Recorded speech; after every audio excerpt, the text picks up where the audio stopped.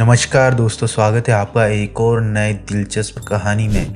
दोस्तों, केदारनाथ आपदा के बारे में तो हम सभी जानते ही हैं, लेकिन इतने साल होने के बाद भी वहां पर 3 चमत्कारिक कुंड लापता है और उनकी कई कहानियां भी प्रचलित है। इस वीडियो को आप आखिरी तक ध्यान से सुनिए। रीतस कुंड की एक खास विशेषता है कि जब भी यहाँ ओम नमः शिवाय का मंत्र पढ़ा जाता है तो यहाँ के पानी में अचानक बुलबुला उठने लगता है।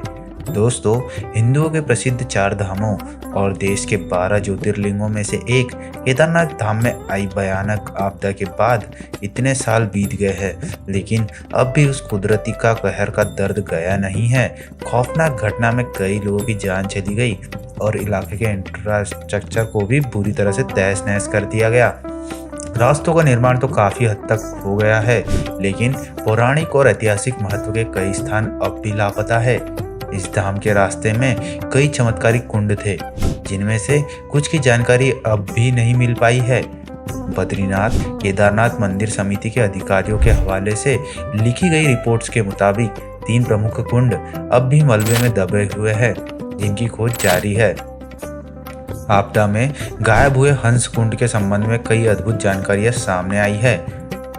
केदारखंड के कहा गया है कि यहाँ ब्रह्मा जी ने हंस का रूप धारण किया था। इस स्थान पर पितरों का तर्पण और अस्थि विसर्जन किया जाता है।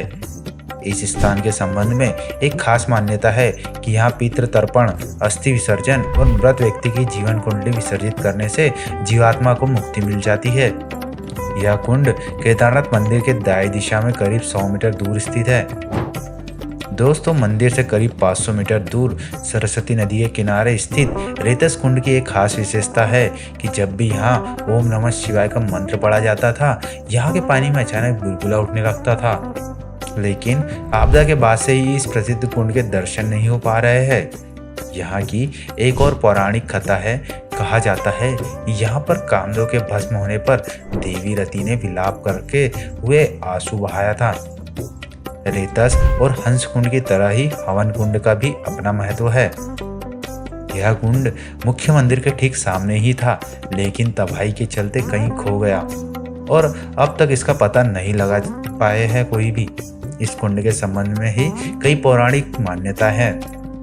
दोस्तों, आपको यह जानकारी कैसी लगी हमें कमेंट बॉक्स में जरूर बताएं और कमेंट में हर हर महादेव लिखना बिल्कुल ना भूलें। धन्यवाद।